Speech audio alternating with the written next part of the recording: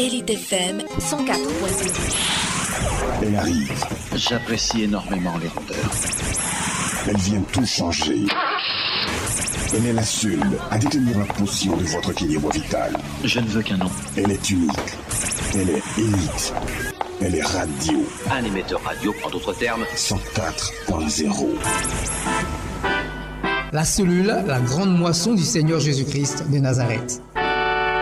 Le ministère messianique évangélique d'intercession, d'évangélisation et d'enseignement eschatologique, signe des temps derniers, présente l'émission L'Esprit de Jésus dans la cité. Tous les samedis de 8h à 9h15. Oratrice, la servante de Dieu, missionnaire enseignante, Madame Jeanne Paplou Déborah.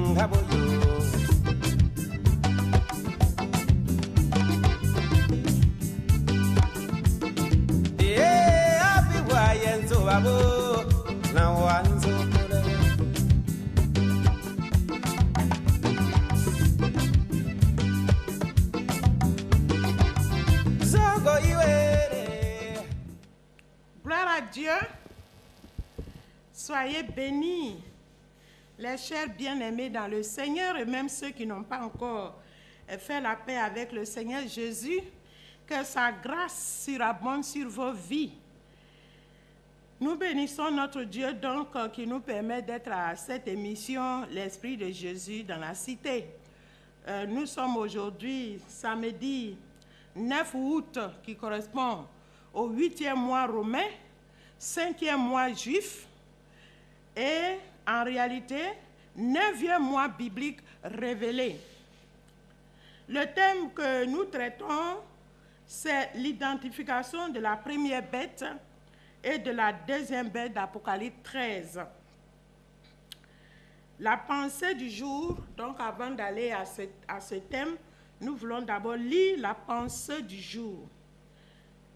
Et c'est cette pensée-là qui va nous permettre d'introduire ce moment par la prière.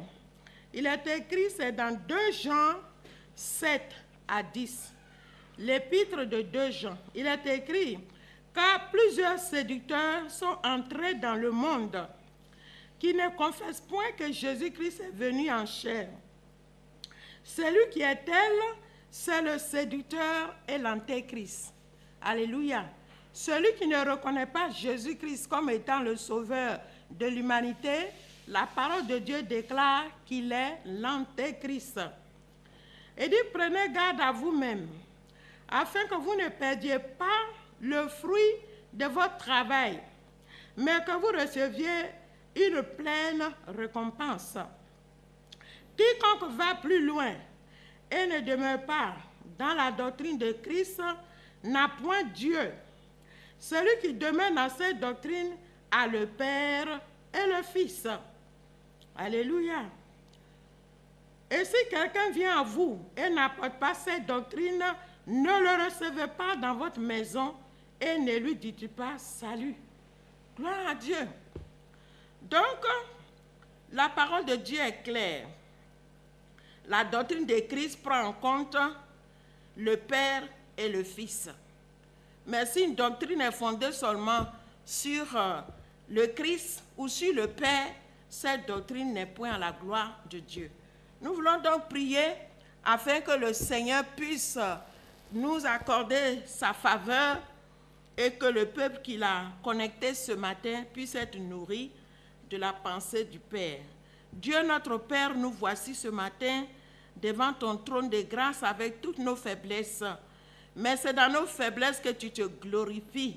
Seigneur, tu dis dans cette parole que plusieurs séducteurs sont rentrés dans le monde, sont entrés dans le monde. Notre prière est que tu préserves nos vies de toutes ces séductions, Seigneur mon Dieu, oh Papa, afin que nous puissions jouir pleinement de la récompense que tu réserves à ceux de tes enfants, ô Seigneur, qui œuvrent selon tes desseins bienveillants. Tu as dit, quiconque va plus loin et ne demeure pas dans la doctrine de Christ n'a point Dieu. Ô Père, nous prions maintenant afin que ta doctrine vraie, la doctrine de Christ qui est fondée sur ta parole, qui est fondée sur ce que tu avais révélé à Moïse, Seigneur mon Dieu, mon roi, car Christ a dit, je suis venu non pas pour abolir la loi ou les prophètes, mais pour l'accomplir. Ô Père, donne maintenant au cœur de tes enfants d'être saisis de ta doctrine vraie, la doctrine de Christ, afin que nous soyons sanctifiés par ta parole de vérité.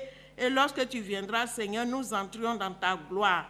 En cela, Père, que ma personnalité s'efface maintenant et que tu prennes toute la place, afin que tes enfants que tu as connectés soient nourris du pain qui descend d'en haut et soient sanctifiés par ta parole de vérité.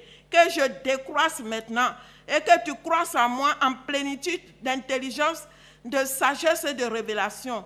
Louange à toi, Père, pour ce que tu le fais. Au nom de Jésus. Amen. Nous voulons prier rapidement pour les orphelins. Alléluia. Et les veuves, les femmes qui sont seules, qui sont sans soutien. Psaume 68, 5 à 7. Il est écrit dans cette parole, chantez à Dieu, célébrez son nom, frayez le chemin à celui qui s'avance à travers les plaines. L'Éternel est son nom, réjouissez-vous devant lui. Ô Père, nous voulons nous réjouir ce matin devant toi et t'apporter les orphelins selon que tu as dit, le Père des orphelins, le défenseur des veuves. Oui, c'est toi qui es le Père des orphelins, c'est pourquoi nous te présentons devant ton trône de grâce tous les orphelins, toutes les veuves, et même les veuves aussi, et toute femme qui se retrouve seule ou toute personne qui se retrouve seule, afin que, oh grand Dieu, ta grâce repose sur eux et que tu sois leur consolateur par ton Saint-Esprit au nom de Jésus. Permets que ces personnes, Seigneur, puissent avoir leur pain quotidien, ta parole de vie, mais aussi le pain qui nourrit leur corps. Et dit, c'est Dieu, dans sa demeure sainte, qui donne une famille à ceux qui étaient abandonnés. Il délivre les captifs et les rend heureux. Les rebelles seuls habitent des lieux arides. Merci de donner à chacun, à chacune de tous ces orphelins, orphelines, veuves et veufs et personnes seules, la famille par laquelle ils pourront te glorifier, Seigneur, au nom de Jésus. Il dit, il délivre les captifs. Merci de libérer tous les captifs, tous ceux que Satan et ses démons ont entraînés loin de toi par l'apostasie, par l'hérésie, par tout ce qui n'accomplit pas ta volonté. Père, tu les délivres ce matin par ta puissance au nom de Jésus. Et que les rebelles aussi reçoivent grâce, car tu dis où le péché a abondé, ta grâce surabonde, afin qu'eux aussi trouvent de l'asile en toi au nom de Jésus. Amen. Bien, nous voulons donc prier aussi pour que les ténèbres ne règnent pas toujours sur la terre. Pour que les ténèbres ne règnent pas toujours sur la terre, car le Seigneur lui-même l'a déclaré que les ténèbres, le séjour des morts, ne prévaudront point contre son Église. Que ce que le Seigneur a déclaré s'accomplisse maintenant au nom de Jésus. Car le Seigneur a dit, les ténèbres ne régneront pas toujours sur la terre. Père, que les ténèbres reculent maintenant et que ta parole de révélation soit pour tes enfants, afin que quand Christ viendra, Père éternel, que nous soyons plusieurs entrés dans ton règne. Permets à chacun de retrouver le chemin de la porte étroite, ô Éternel, afin que le salut vienne à chacun selon tes desseins. C'est au nom de Jésus que nous avons prié et nous sommes exaucés. Merci donc, Seigneur, pour tes grâces et pour ces prières que tu reçois comme un parfum de nard, Seigneur mon Dieu, afin de combler tes enfants. Au nom de Jésus. Amen. Bien, Nous sommes donc à l'émission L'Esprit de Jésus dans la cité. Émission d'intercession, d'évangélisation, d'édification, de connaissance, de révélation et d'enseignement eschatologique, c'est-à-dire des enseignements qui sont en rapport avec les temps de la fin, et ce, en vue de la sanctification du peuple de Dieu dans l'attente glorieuse de notre Seigneur Jésus-Christ, qui doit faire paraître une église sans tache ni ride, ni rien de semblable. Nous sommes la voix de celle qui crie dans le désert. Nous sommes au 06 28 62 90 02 99 15 46. Le thème que nous étudions avec vous s'intitule l'identification de la bête, de la première et de la deuxième bête d'Apocalypse 13. Nous sommes à notre 5e séance et précédemment nous avons parlé de la première bête qui sort de la mer. Mais nous voulons quand même relire ce texte pour fixer dans notre esprit ce dont nous parlons. Nous allons le lire encore. Apocalypse 13. Apocalypse 13 concerne le monde dans lequel nous sommes. Vous savez que Dieu a tout prévu. Dieu ne se laisse pas surprendre par quoi que ce soit. Et nous aussi qui appartenons au royaume de Dieu, nous ne devons pas nous laisser surprendre par quoi que ce soit. Bien sûr, si nous sommes en esprit avec la parole de Dieu. Il est écrit, « Puis je vis monter de la mer une bête qui avait 10 cornes et 7 têtes, et sur ses cornes 10 diadèmes, et sur ses têtes des noms de blasphème. La bête que je vis était semblable à un léopard, ses pieds étaient comme ceux d'un ours, et sa gueule comme une gueule de lion. Le dragon lui donna sa puissance et son trône et une grande autorité. Et je vis l'une de ses têtes comme blessée à mort, mais sa blessure mortelle fut guérie, et toute la terre était dans l'admiration derrière la bête. Et ils adoraient le dragon parce qu'il avait donné l'autorité à la bête. Et ils adoraient la bête en disant, qui est semblable à la bête et qui peut combattre contre elle? Et il lui fit donner une bouche qui proférait des paroles arrogantes et des blasphèmes. Et il lui fit donner le pouvoir d'agir pendant 42 mois. Et elle ouvrit sa bouche pour proférer des blasphèmes contre Dieu, pour blasphémer son nom et son tabernacle et ceux qui habitent dans le ciel. Et il lui fut donné de faire la guerre aux saints et de les vaincre. Et il lui fut donné autorité sur toute tribu, tout peuple, toute langue et toute nation.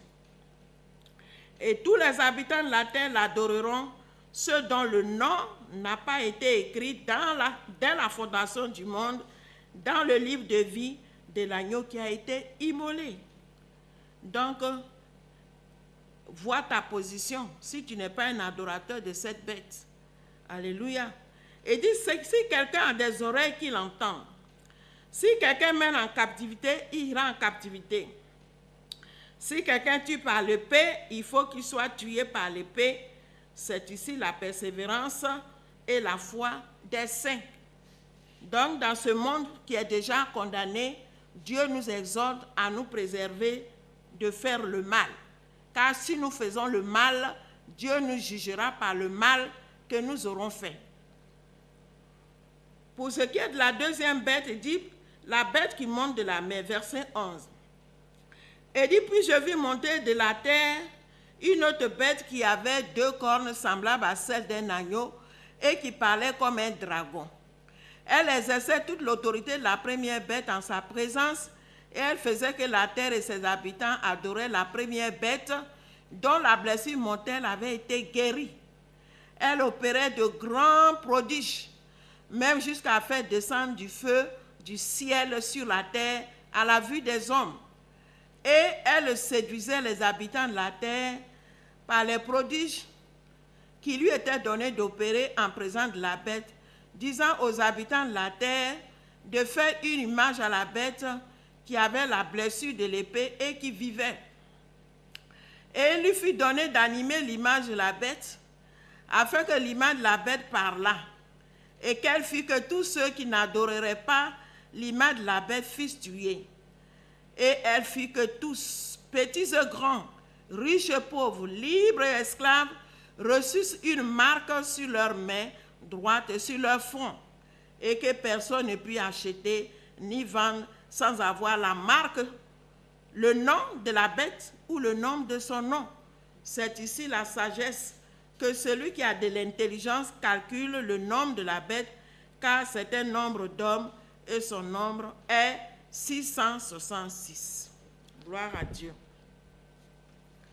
Bien, nous disons que nous sommes à notre 5e séance pour commenter les symboles que compose ce texte, pour voir la réalité de ces symboles-là, à quoi ça correspond dans notre monde. Donc nous disons que nous sommes à notre 5e séance. Précédemment, nous avons parlé de la première bête qui sort de la mer.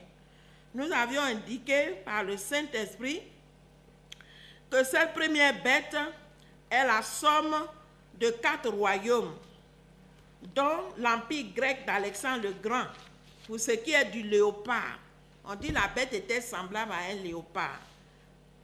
Nous sommes en train de faire un rappel, parce que assurément il y a des personnes, c'est aujourd'hui peut-être qui se connectent à cette radio.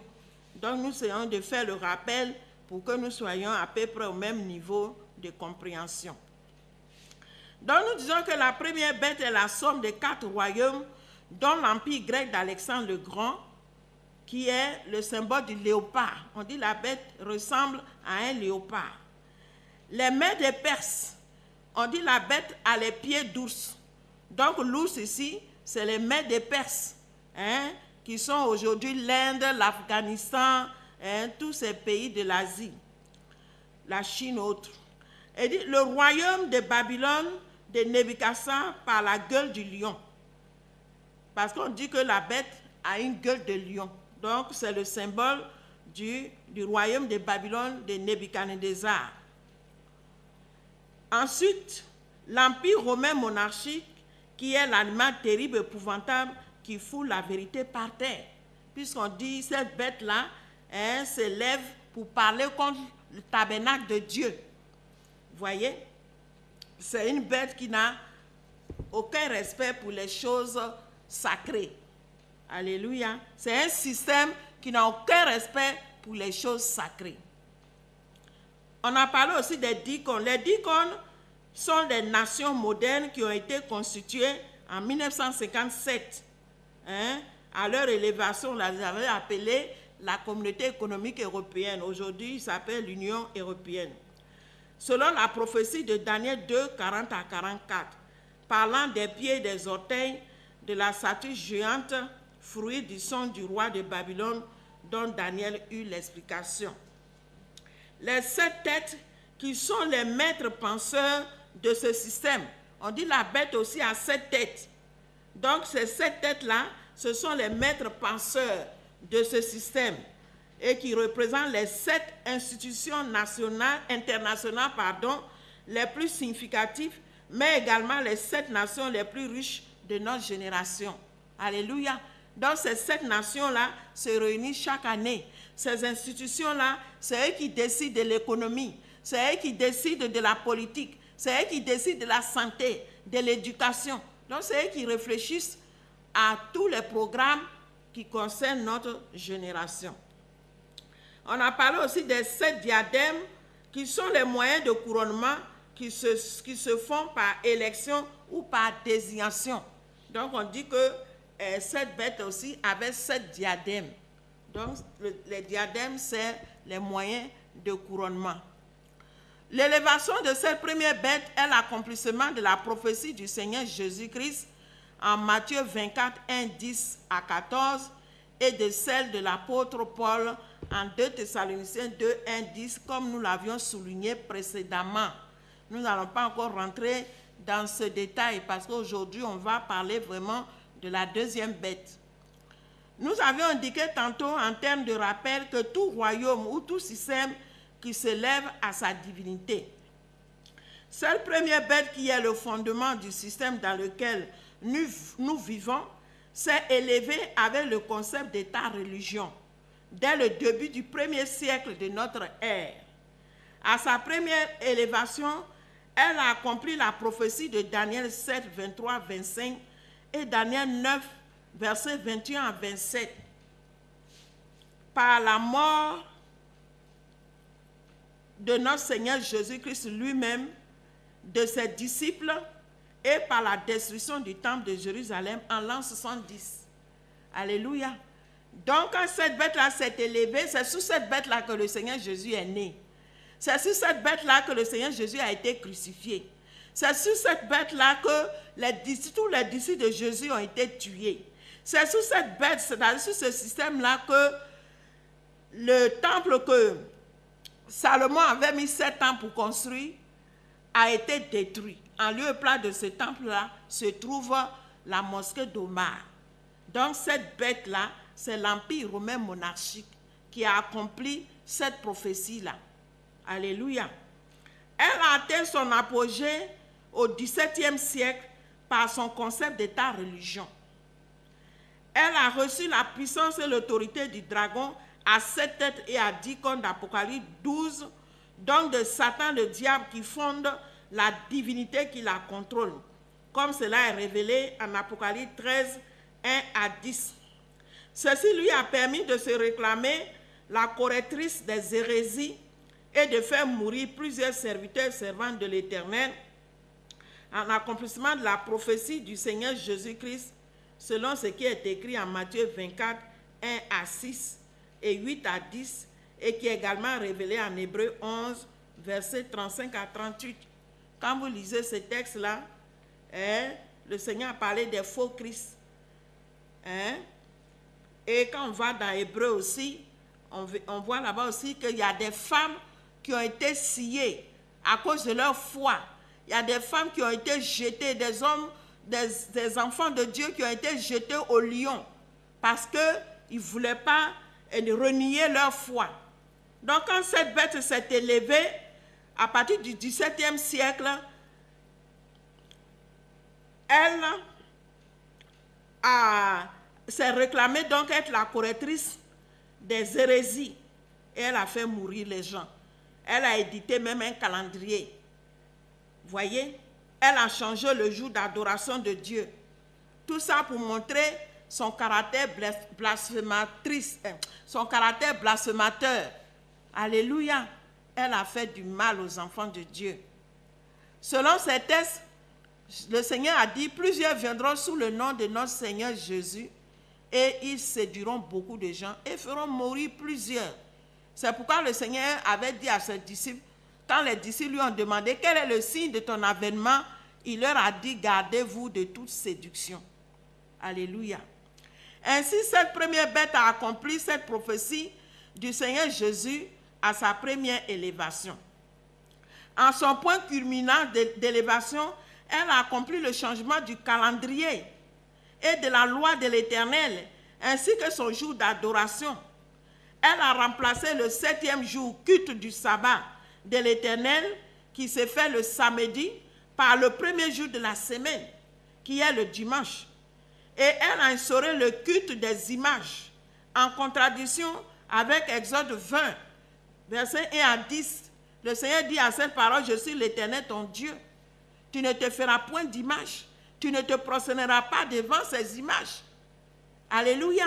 Mais quand cette bête s'est élevée là, elle a bafoué cette loi et elle a établi son propre culte. Elle a établi son propre culte, le culte des images, et puis changé le jour d'adoration, le 4e commandement. Elle a remplacé ça par le premier jour, le dimanche. Et ça, c'est déjà en l'an 331 que ces choses-là se sont passées, jusqu'au XVIIe siècle. Accomplissant de ces faits, Daniel 7, versets 20 à 25, et 2 Thessaloniciens 2, 1 à 10, et Apocalypse 13, 5 à 8, que nous avons lu tout à l'heure. Voilà donc situé la mission de la première bête. Quant à la deuxième bête à 2 cornes, dont nous avons commencé à parler, elle est l'accomplissement de la suite de la prophétie du Seigneur Jésus parlant des faux prophètes, comme cela est indiqué en Matthieu 24, 11 à 15 et 23 à 28. Cette deuxième bête à 2 cornes, comme nous l'avons indiqué par le Saint-Esprit, est une réplique à la première bête. Ces 2 cornes représentent 2 réformes idéologiques. La première réforme concerne la réforme religieuse contre le culte des images. Donc, quand cette deuxième bête s'est levée, elle a combattu le culte des images. Alléluia. À cause de ça, plusieurs ont été tués sur des bûchers. On les a brûlés au feu parce qu'ils s'opposaient au culte de la première bête. La deuxième concerne la réforme contre le concept d'État-religion. Alléluia. Ainsi, cette deuxième bête d'Apocalypse 13, 11, 18 se révèle être la réformatrice du système précédent qui est la première bête, qui est un système républicain avec le concept d'État-religion, où ce sont les chefs religieux qui élèvent, consacrent les rois ou les abaissent. Cela est révélé en Daniel 7, versets 7 à 12 et 23 à 26. Alléluia. Donc, dans ce premier système de la première bête, il y avait l'État-religion, et ce sont les chefs religieux qui décidaient de la vie des rois, s'ils devaient continuer à régner ou s'ils devaient être tués.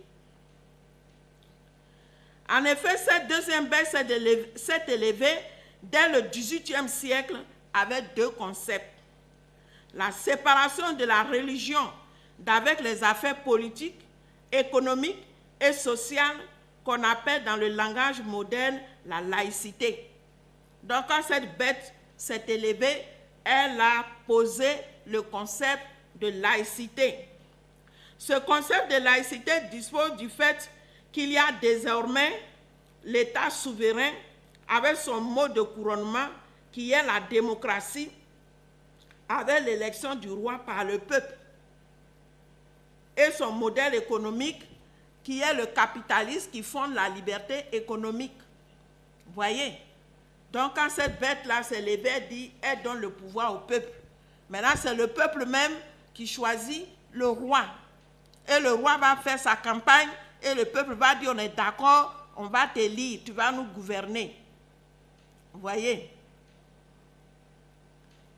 Donc, à côté de ce modèle politique, il va avoir aussi un modèle économique. C'est le capitalisme, qui fonde donc la liberté économique. Et son modèle de société, qui est la liberté de religion, de pensée. En un mot, une liberté tout azimut, c'est-à-dire une liberté dans tous les domaines de la vie de l'homme, qu'on appelle les droits humanitaires. D'une part, même si ces droits vont à l'encontre de l'éthique. Et d'autre part, l'État religieux avait pour concept nouveau l'écuménisme, qui se fonde sur des mouvements religieux à diversité doctrinale. C'est-à-dire chaque mouvement a sa doctrine maintenant, qui se mettent ensemble pour prier, en accomplissement de Daniel 2, 44 à 44. Voyez, 40 à 44. Selon la révélation que Daniel avait eue, parlant des pieds, et les pieds de la statue géante dont Nebuchadnezzar avait fait le songe, et puis Daniel a eu l'explication. On a parlé de fer et de l'argile qui sont collés. Donc c'est le symbole de l'association. Donc c'est un système, notre génération est un système d'association. Sans association, tu ne peux pas prospérer. Il faut que tu te mettes forcément dans un groupe. Faute de quoi, tu deviens comme un hérétique pour ce système-là. Voyez? Voilà donc ce qui justifie les 2 cornes de la deuxième bête d'Apocalypse 13. La première corne s'est opposée au culte des images. Elle y a réussi, puisque plusieurs ont dédaigné le culte des images et fondent leur foi sur ce qui est de l'esprit et de la parole de Dieu. Donc, quand cette bête s'est élevée, plusieurs ont été saisis par le Saint-Esprit et ont renié le culte des images. Et maintenant, ils ont commencé à exprimer une foi qui se fonde sur l'esprit, comme le Seigneur Jésus avait indiqué à la Samaritaine que le temps vient où les vrais adorateurs vont adorer Dieu en esprit et en vérité. Donc, de ce point de vue-là, la deuxième bête, la première corne de la deuxième bête qui sort de la terre, qui est une civilisation nouvelle, a réussi dans ce domaine-là. Mais pour ce qui est du calendrier de l'Éternel, qui a été modifié, et du jour d'adoration, le sabbat de l'Éternel, 7e jour, qui a été ramené au premier jour de la semaine, notamment le dimanche par la première bête, la deuxième bête n'a pu vaincre la première bête dans ce domaine. En tout cas, elle n'a pas réussi. C'est ce qui indique en Apocalypse 13, verset 12, qu'elle exerçait l'autorité de la première bête en sa présence et elle faisait que la terre et ses habitants adoraient la première bête dont la blessure mortelle avait été guérie. Vous voyez, c'est une affaire d'esprit, comme je me plais à vous le dire tous les jours. Voyez, le monde des esprits, là, ils ont leur code. Et nous, si Dieu ne nous fait pas grâce, on ne va pas avoir accès à ce code-là. Et on va penser qu'il y a des choses qui sont futiles, des choses qui ne sont pas importantes dans l'adoration qu'on fait à Dieu. Mais Satan et ses démons savent. C'est pourquoi le Seigneur a dit, si quelqu'un enlève ne serait-ce qu'un iota, un trait de lettre à la parole de Dieu, et si sa justice ne suit pas celle des pharisiens, cette personne ne peut pas entrer dans le royaume de Dieu. C'est le combat des esprits. Donc quand la première bête, elle a reçu le culte, la deuxième bête, quand elle a réussi à imposer l'adoration qui se fonde sur la foi sans les images, elle pensait qu'elle avait gagné. Mais la bête l'a maintenue par son calendrier, par son jour d'adoration. Le 7e jour, 4e commandement, elle a transformé ça en dimanche 1er jour. Et toute la terre dit Amen. Nous disons non, on ne peut pas dire Amen à ça. On a dit Amen longtemps parce qu'on était dans l'ignorance. Mais maintenant que la vérité nous est parvenue, nous disons non, comme Daniel. Nous disons non à cette image-là. Nous disons non à cette statue-là. Nous disons non à cette fausseté, à cette hérésie, à cette apostasie. Nous disons donc, même ceux qui ont essayé de récupérer ce 7e jour de l'Éternel et de l'observer n'ont pu s'imposer. C'est-à-dire dans ce système qui est notre monde contemporain là, quand cette bête s'est élevée, qu'elle s'est efforcée à imposer, à bannir le culte des images, il y a une autre petite bête qui n'est pas tellement nommée, mais elle aussi, elle s'est élevée pour établir le 7e jour. Hein? On les appelle des adventistes. Elle s'est élevée aussi pour dire non, on doit aussi appliquer le 7e jour. Mais on les a traités de sectaires. On dit que c'était un secte. Bon, les gens aussi ont eu raison, parce qu'ils ne reconnaissent pas, eux aussi, la pratique des dons de l'esprit. Là également, il y a un déséquilibre spirituel. Avec Dieu, la parole de Dieu, c'est tout ou rien. C'est tout ou rien, il faut qu'on le sache. La parole de Dieu, ce n'est pas je prends le pied, l'autre prend le bras, l'autre prend la tête, l'autre prend, je ne sais pas, le tronc. On prend tout, de la tête aux pieds, on prend tout. Parce que si tu ne prends pas, Satan, lui, il va t'éloigner de Dieu. Il a fait ça avec Ève. Ève, ne connaissant pas bien la parole de Dieu, Ève a dit à Satan, quand Satan lui a dit, est-ce que Dieu a réellement dit que vous ne mangerez pas de l'arbre de la connaissance du bien et du mal? Lisez bien ce texte. Hein. Satan a répété intégralement ce que Dieu a dit. Mais Ève, qui n'était pas dans la révélation, Dieu a dit de ne pas manger le fruit. Donc, Satan a su tout de suite qu'elle ne maîtrisait pas la parole de Dieu. Et maintenant, il a sémé la convoitise dans son cœur. Elle a pris le fruit, elle a mangé. C'est comme ça que Satan procède. S'il sait que tu ne maîtrises pas la parole de Dieu, mais il t'entraîne loin de Dieu. Voyez? Et c'est ce que le Seigneur Jésus a exprimé en Matthieu 5, 17 à 20, quand il dit que tant que le ciel et la terre passeront, aucun trait de lettre, aucun iota ne sera retiré à la parole de Dieu. Quiconque en retire et l'enseigne aux autres sera petit dans le royaume des cieux. Alléluia.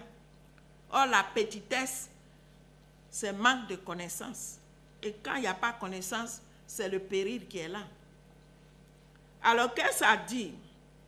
Si nous établissons le 7e jour du culte d'adoration à l'Éternel, qui est le sabbat, et nous renonçons à la pratique des dons de l'esprit et des miracles, nous n'accomplissons pas Matthieu 5, 17, 20 et Matthieu 7, versets 21 à 24 et Actes 2 et 1 Corinthiens 12. Parce que l'exercice des dons de l'esprit va avec la foi.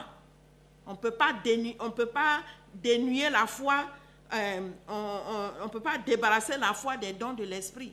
Si on le fait, l'adversaire va nous avoir encore. Voyez?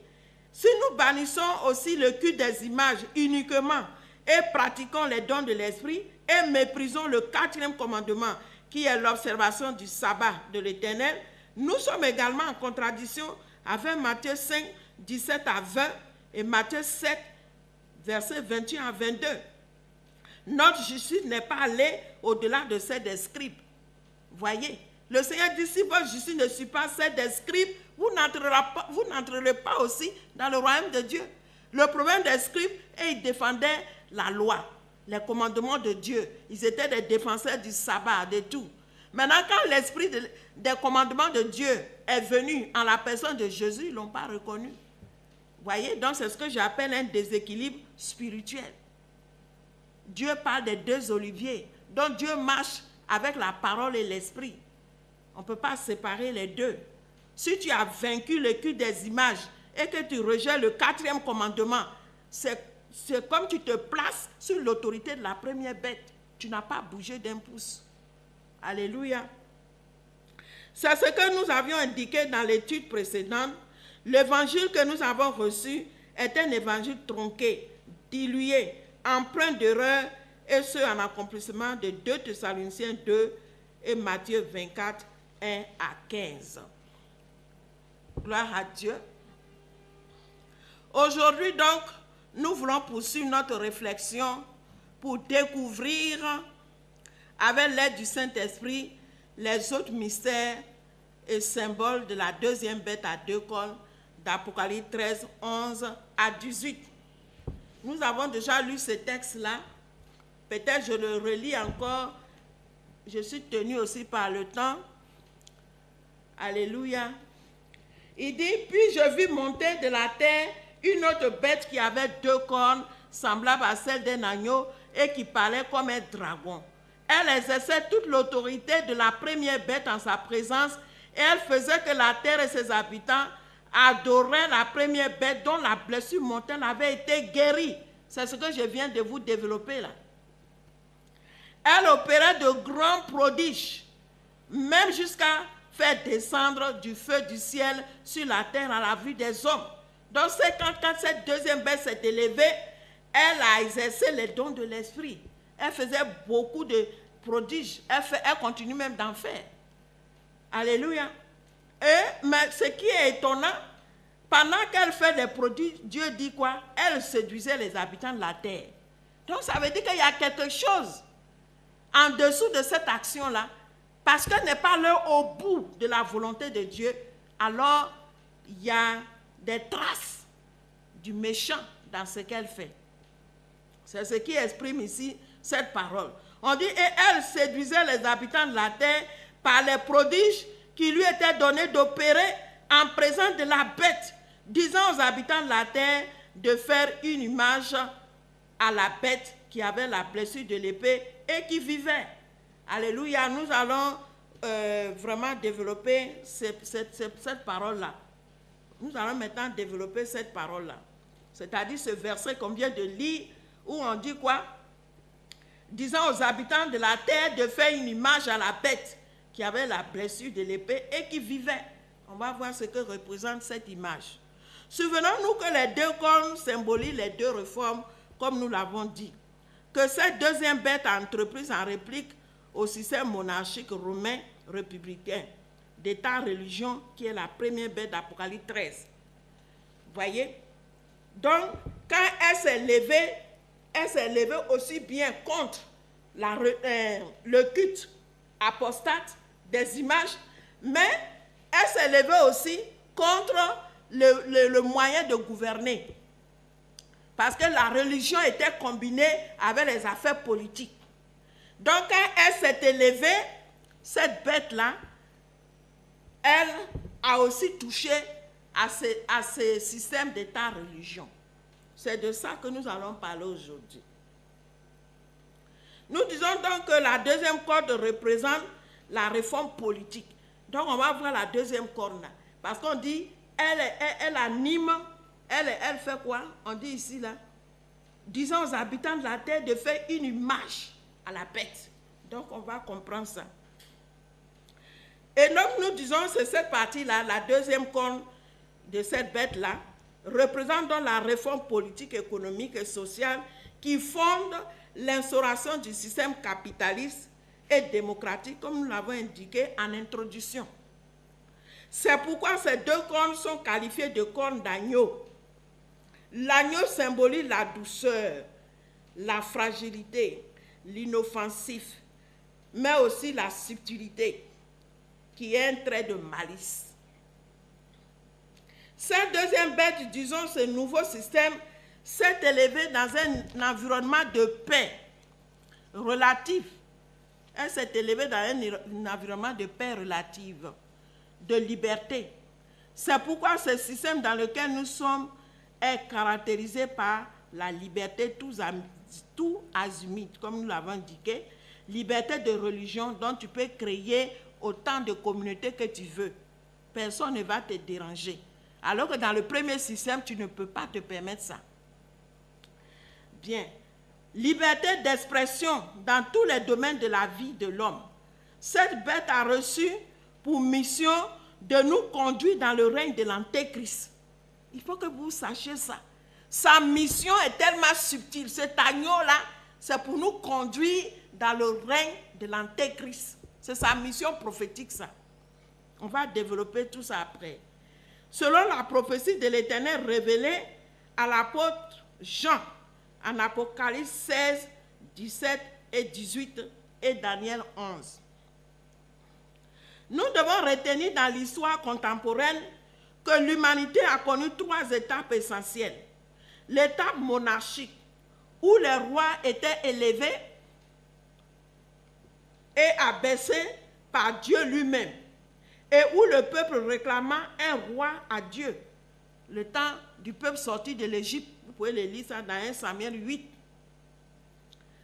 Genèse 14, Josué 11, Daniel 4, 5 à 6, 1 Chronique, 2 Chroniques, Matthieu 2, 19 à 20. Ça, c'est le temps du règne des rois, où Dieu lui-même les élevait et les abaissait. Ensuite, l'étape de l'État-religion, où les chefs religieux sont élevés et établissent et destituent des rois et foulent aux pieds le sanctuaire de l'Éternel. C'est ce que nous venons de voir parlant de la première bête. Daniel 7, versets 23 à 24, Daniel 9, versets 26 à 27. Lisez tous ces textes-là. Je vous donne ces références-là, prenez-les, lisez. Ensuite, l'étape de la séparation de l'État d'avec la religion, où l'homme demande au peuple de l'établir roi. Cet esprit a été initié par Absalom, le fils du roi David. Vous pouvez le lire dans 2 Samuel 15, versets 1 à 12. et verset 9, 2 Samuel 19, verset 10. Donc, c'est Samuel qui a initié cet esprit-là. Voyez, où il demande au peuple de l'établir roi. C'est-à-dire, l'ombre de la démocratie est partie de Samuel, est partie de Absalom. Voyez, c'est l'esprit de la rébellion contre l'autorité de Dieu. Il est appelé dans le langage contemporain, c'est-à-dire moderne, la démocratie. La démocratie, c'est le gouvernement du peuple par le peuple et pour le peuple. Voyez, c'est le gouvernement du peuple par le peuple, c'est-à-dire c'est le peuple maintenant qui élève son roi. Voyez, donc il est dit là, et il lui fut donné d'animer l'image de la bête, afin que l'image de la bête parlât et qu'elle fit que tous ceux qui n'adoraient pas l'image de la bête fussent tués. On va aller comprendre un peu ce que c'est que l'image d'abord. Le dictionnaire littéral définit l'image comme étant la représentation mentale d'une perception antérieure à l'absence de l'objet perçu. C'est une représentation mentale d'une chose. Souvenons-nous qu'à la création de l'homme, Dieu dit, faisons l'homme à notre image et à notre ressemblance. Donc vous voyez que Satan ne fait rien au hasard. Il veut toujours imiter Dieu. L'image de Dieu, c'est quoi? L'image de Dieu, c'est la vérité, c'est l'amour, c'est la justice. Et ce sera. Le Seigneur Jésus-Christ qui a dit, le Père et moi, nous sommes un. En Jean 10, 30, a dit, je suis né et je suis venu pour rendre témoignage à la vérité. Vous pourrez le lire dans Jean 18, 37. Quand Pilate lui a posé la question, qui il était. Donc Jésus a décliné son identité pour dire, moi là, je suis né, je suis venu pour rendre témoignage à la vérité. Colossiens 1, 12, 15 révèle que le Seigneur Jésus-Christ est l'image du Dieu invisible. Vous voyez, ici l'image de la bête dont il est question, dans ce texte d'Apocalypse 13, 14 à 15, n'est que la matérialisation de l'esprit de la bête, qui n'est que le mensonge, la tromperie, la rébellion contre l'autorité de Dieu. Jean 8, 44. Le Seigneur a dit là-bas que Satan, le diable, il est le père du mensonge. Vous voyez, il est le père du mensonge. Donc, lui aussi s'est fait des hommes à son image, qui vont animer son image. Donc, cette deuxième bête qui s'est levée avec la démocratie, avec le capitalisme, est là pour séduire la terre, pour amener toute la terre à aller adorer l'antéchrist. Il est là pour préparer, elle est là pour préparer le règne de l'antéchrist par sa fourberie, par cette apparence d'agneau qui est une séduction à outrance. Puisqu'on te donne la liberté de te marier, homme entre hommes, femme entre hommes, elle légalise l'homosexualité. C'est la bête que tu es en train d'adorer. Dieu a créé l'homme pour diriger l'homme. C'est ce qu'on appelait la théocratie. Elle vient dire que j'établis la démocratie. Donc c'est toi, peuple, toi-même, tu choisis ton homme, celui qui doit te diriger. Vous voyez? Donc elle est là pour préparer l'esprit des gens à adorer l'antéchrist, à se soumettre à l'antéchrist, à se soumettre au dragon, à Satan le diable. Voyons donc ce qui est écrit en Apocalypse 13, 2. Il est écrit que la bête, c'est-à-dire le système dans lequel nous sommes, a reçu du dragon, donc de Satan le diable, la puissance et une grande autorité. Au verset 11 d'Apocalypse 13, il est écrit que la bête à deux cornes qui monte de la terre parlait comme un dragon. Donc de cette apparence d'agneau, elle a un pouvoir, une puissance, qui fait que quand elle parle, personne ne peut dire non.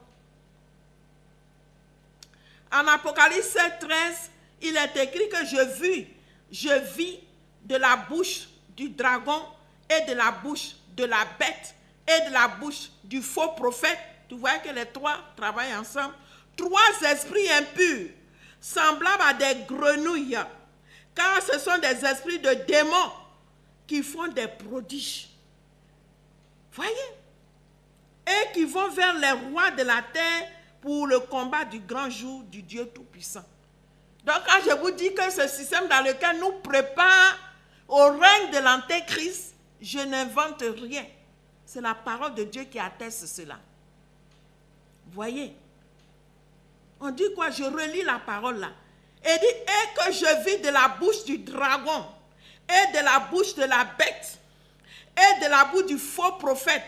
Je vous ai dit, chaque système qui se lève à sa divinité. Voyez? Du faux prophète. Donc c'est un faux prophète qui est venu nous faire croire. Qui est venu nous faire croire qu'on est dans la lumière. Et dit, 3 esprits impurs, semblables à des grenouilles. À des grenouilles, l'esprit de grenouille. C'est un esprit impur. C'est ce qui avait saisi Saül. Quand Dieu avait retiré son esprit à Saül et avait mis son esprit sur David, c'est l'esprit de grenouille qui avait saisi, comment on appelle ça, qui avait saisi Saül. C'est pourquoi il a passé plus de 20 ans à vouloir tuer David. C'est un esprit sanguinaire. Voyez? Et dit, car ce sont des esprits de démons qui font des prodiges et qui vont vers des rois de toute la terre pour le combat du grand jour du Dieu Tout-Puissant. À la lumière de toutes ces saintes paroles, nous voyons clairement que l'image de cette bête, alléluia, n'est que ce que Satan le diable fit dans le ciel quand il dit en son cœur, tel révélé en Ésaïe 14, 13, « Je monterai au ciel, je lèverai mon trône au-dessus des étoiles de Dieu, et je m'assiérai sur la montagne de l'assemblée, à l'extrémité du septentrion, je monterai sur le sommet des nues, je serai semblable au Très-Haut. » Voyez? Donc, ce système veut se comparer à Dieu. Puisqu'il prend l'image aussi, comme Dieu aussi a fait l'image, il dit, je fais l'homme à mon image. Lui aussi, il a fait des gens à son image. Satan a toujours voulu prendre la place de Dieu, depuis le ciel. Donc, il n'a pas changé dans sa méthode. Vous voyez? Et comment il a procédé avec les 2 bêtes? La première bête s'est révélée être la correctrice des hérésies. Ceci lui a permis de changer la loi de Dieu, son calendrier et son jour d'adoration. Daniel 7, verset 20 à 25. Donc Satan a pris la place de Dieu en changeant la loi de Dieu, en changeant son calendrier, en changeant son jour d'adoration. Et toute la terre suit le calendrier de Satan. Toute la terre suit ce calendrier. Toute la terre suit ces jours de fête qu'il a décrétés. Il dit qu'il est en train d'adorer Dieu, mais en fait c'est lui qu'on est en train d'adorer, puisque ce sont ces jours que les gens observent. Vous comprenez la subtilité de cet apparent de l'agneau. Deuxièmement, cette première bête a eu également l'autorité, la puissance d'élever les rois et de les abaisser. N'est-ce pas que c'est Dieu qui élève les rois? Mais si c'est un homme qui élève les rois, qui les abaisse, il a pris la place de Dieu. Souvenons-nous que Satan a été précipité sur la terre. Quand il y a eu combat dans le ciel, la Bible dit, l'Apocalypse 12, malheur à la terre. Quand la bête, que le dragon, a été précipité sur la terre. Vous voyez? En agissant ainsi, cette bête se substitue à l'autorité de Dieu. C'est pourquoi elle est qualifiée de blasphématrice. Quand on parle de blasphémation, qu'il est blasphémateur, que cette bête est blasphématrice, elle blasphème contre le tabernacle de Dieu, elle fait la guerre aux saints. C'est ça l'explication d'Apocalypse 13.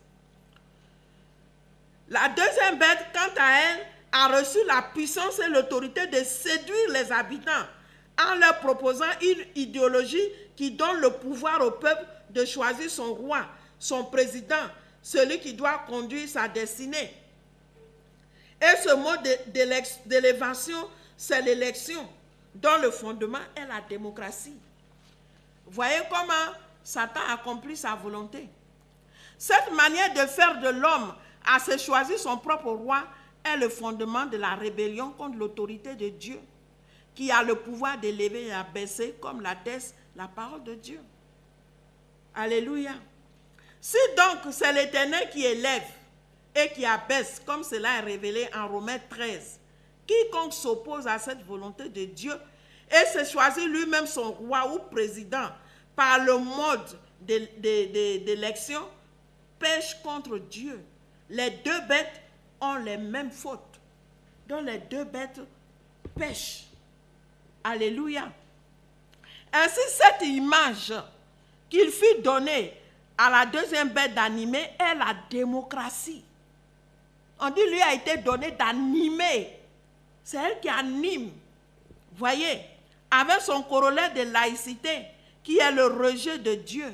2 Timothée 3, 1-6. Il dit les gens seront blasphémateurs. Ils auront l'apparence de la piété, mais ils vont renier ce qui en fait l'essence. Ainsi, toute nation contemporaine, disons moderne, qui refuse d'appliquer les règles de la démocratie est vouée à une mort certaine. C'est ce qui justifie les guerres fratricides, particulièrement en Afrique, pour un fauteuil présidentiel. En accomplissement d'Ésaïe 19, versets 1-2. Selon qu'il est écrit, voici l'Éternel est monté sur une nuée rapide. Il vient en Égypte et les idoles de l'Égypte tremblent devant lui.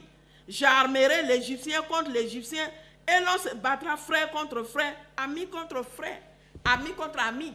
Mais parce qu'on a rejeté Dieu. Donc, les puissants des ténèbres sont libérés. La violence est libérée. Il y a des familles qui ont été divisées. Des foyers qui ont été disloqués à cause de la politique.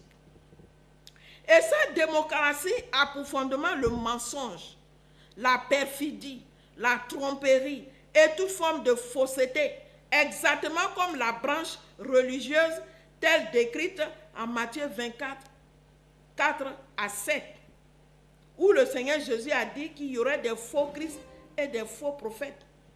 En termes plus explicites, la mission des réformateurs qui instituent la liberté religieuse et politique par cette deuxième bête constitue cette apparence d'agneau. A priori, ce système se préoccupe du bien-être de l'individu en lui accordant ce qui fait sa joie. Mais en réalité, la finalité de toute cette action, c'est de perdre l'homme loin de Dieu. Si ce dernier ne prend garde, c'est en cela qu'Ecclésiaste a pu dire, telle voie paraît juste aux yeux de l'homme, mais son issue, c'est la mort. Voyez? Donc cette apparence de l'agneau, cette liberté qu'on nous a donnée là, c'est du miel empoisonné. C'est du miel empoisonné si on ne prend garde. Si on ne prend garde. Alléluia. Retenez que les deux cornes de la bête,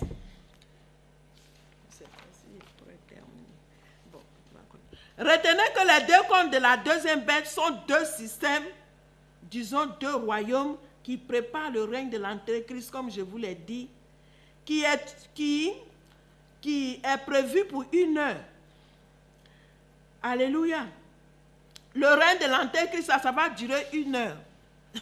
Mais 1 heure, là, c'est Dieu. Hein? Dieu dit quoi? 1 heure égale 1000 jours. Alléluia. Donc, c'est le temps de Dieu. C'est Apocalypse 17, versets 1-17. Quant au règne des faux Christ et prophètes, il est fixé à 42 mois, comme Apocalypse 13, 5 et Apocalypse 11, 3 l'ont révélé. Le premier royaume, donc, ou système parlant de la première corne, c'est le système religieux tel révélé en Apocalypse 12, 13-18.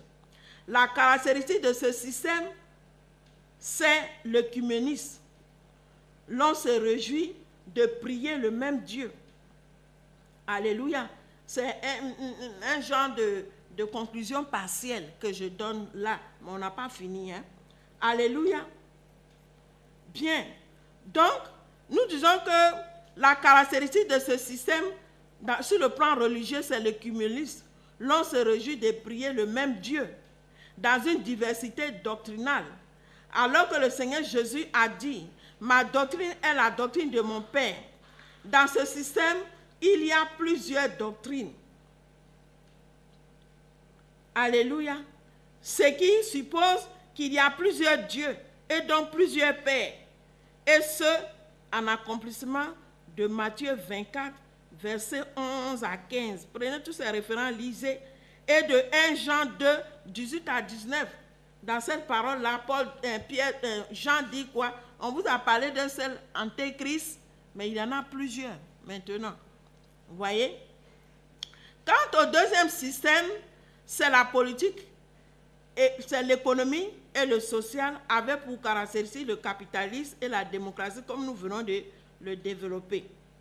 Ces deux royaumes, disons ces deux systèmes de réformes religieuses et de réformes politiques et économiques, qui sont les deux cornes de la bête, ont vu le jour, comme je l'ai dit tantôt, dès le début du XVIIIe siècle. Ils tendent vers leur achèvement pour donner place au dernier royaume, disons le dernier système qui va parachever l'avènement de notre Seigneur Jésus-Christ. Alléluia. Pour cela, nous voulons lire quelques passages. Alléluia, nous voulons lire quelques passages parce qu'on ne pourra pas terminer.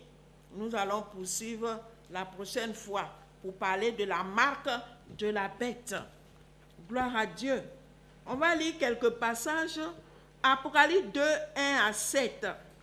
Ça dit sur le plan religieux, je vais insister un peu. Quand cette bête s'est élevée, je vais insister un peu et puis on va...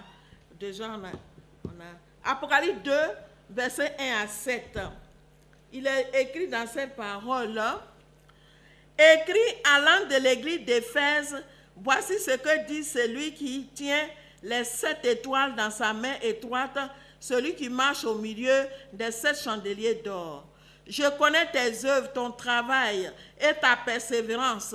Je sais que tu ne peux supporter les méchants, que tu as éprouvés, ceux qui se disent apôtres et qui ne le sont pas, et que tu as de la persévérance et que tu as souffert à cause de mon nom et que tu ne t'es point lassé. Mais ce que je compte toi, c'est que tu as abandonné ton premier amour.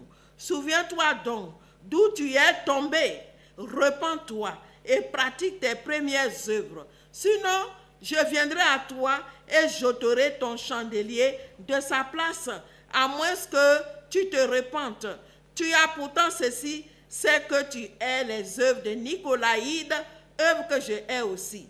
Que celui qui a des oreilles entende et que l'Esprit dit aux églises, à celui qui vaincra, je donnerai à manger de l'arbre de vie qui est dans le paradis de Dieu. Donc dans ce système-là, c'est celui qui va vaincre Babylone la grande. C'est celui qui va vaincre la grande prostituée, parce que la Bible l'appelle la grande prostituée, par l'obéissance à toute la parole de Dieu, qui pourra entrer dans le royaume de Dieu, qui pourra avoir la vie éternelle. Donc notre mission ici, c'est de vous avertir des dangers que compose ce système dans lequel nous sommes. L'apparence de l'agneau n'est que tromperie, n'est que fourberie. Que Dieu nous bénisse et que nous revenons à notre premier amour par l'obéissance à tout ce que Dieu a commandé et prescrit. Vous pouvez lire aussi Apocalypse 11, 1, 7 et 8 à 11 et 12. Vous pourrez lire ça. Seigneur, nous voulons te rendre gloire pour ce temps d'antenne que tu nous as donné de pouvoir partager ta parole de vie. C'est toi qui as le pouvoir de convaincre ton peuple de péché. Merci de sanctifier tout ce que tu as disposé ce matin par cette parole de vérité. Merci, Seigneur, de toi-même les purifier par cette parole, afin que leur esprit s'éveille pour qu'ils s'attachent à ce qui est écrit dans ta parole de vie. Merci, Seigneur, pour ce que tu le fais. C'est afin que quand Christ viendra, il y ait de l'accroissement et que son empire soit affermi par le droit et la justice, comme ton zèle l'a commandé. Merci, Seigneur, pour ce que tu le fais. Au nom de Jésus. Amen. Petit intermède musical et nous allons passer à l'étape d'évangile.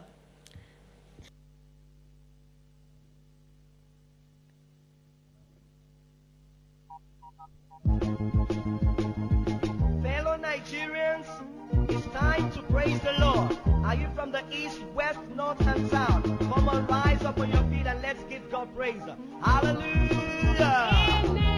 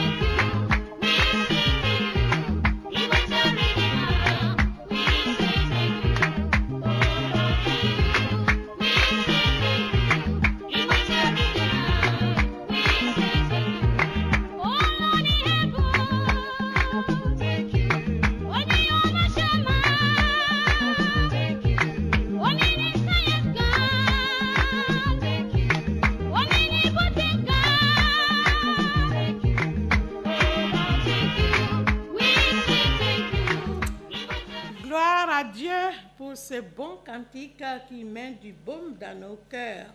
Alors, nous passons à la deuxième partie de notre temps d'antenne, qui est consacré à faire la connaissance, plus ample connaissance avec la personne de notre Seigneur Jésus à travers sa parole. Alors, ce matin, nous allons lire rapidement l'histoire de la Samaritaine, afin que Dieu se révèle au cœur de ceux qui s'identifient à la Samaritaine. Jean 4, il dit le Seigneur, on va aller rapidement, il dit, une femme de Samarie vint puiser de l'eau. Jésus lui dit, donne-moi à boire, car ses disciples étaient allés à la ville pour acheter des vivres. La femme samaritaine lui dit, comment toi qui es juif, me demandes-tu à boire? Et moi qui suis une femme samaritaine, les Juifs, en effet, n'ont pas de relation avec les Samaritains. Comme on dirait aujourd'hui, peut-être les chrétiens n'ont pas de relation avec les sorciers. Les Samaritains étaient considérés comme des gens éloignés de Dieu. Jésus lui répondit, si tu connaissais le don de Dieu, et qui est celui qui te dit, donne-moi à boire, tu lui auras donné toi-même à boire. Tu lui aurais toi-même demandé à boire et il t'aurait donné de l'eau vive.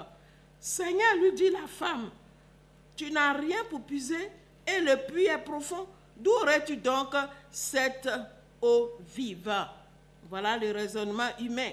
Es-tu plus grand que notre père Jacob qui nous a donné ce puits et qui en a bu lui-même, ainsi que ses fils et ses troupeaux?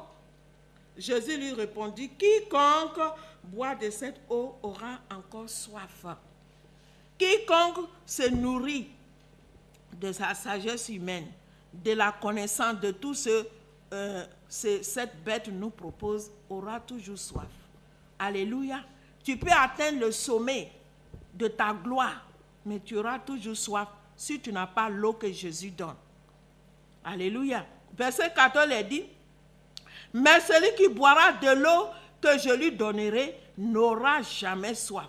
Et l'eau que je lui donnerai deviendra en lui une source d'eau qui jaillira jusque dans la vie éternelle. Alors toi, mon frère, ce matin qui m'écoute, Jésus veut te donner à boire. Jésus veut te donner l'eau qui produit la vie, sa parole. Tu as entendu ce matin tout ce qui a été dit.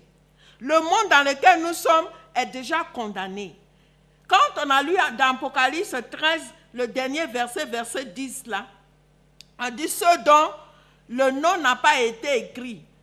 Non, verset 9, ceux dont le nom n'a pas été écrit dans le livre de vie de l'agneau immolé vont adorer la bête. Et si tu adores la bête, c'est une mort certaine, loin de Dieu qui t'attend. C'est pourquoi ce matin, tu dois accepter l'eau que Jésus te donne. Tu dois dire au Seigneur Jésus, Me voici ce matin comme cette femme samaritaine. Donne-moi l'eau de vie. Donne-moi ta parole. Seigneur Jésus, je te reçois comme mon sauveur personnel. J'accepte ta parole. Pardonne mes péchés, Seigneur. Je te reçois comme mon sauveur personnel. Si tu as dit cette parole, crois que le Seigneur te reçoit et il est prêt à pardonner tes péchés. Tu dis donc, Seigneur, je te demande pardon pour tous mes péchés et je prends l'engagement de me séparer maintenant de la séduction de ce système dans lequel je suis. Tu vas dire à Satan, je suis maintenant enfant de Dieu.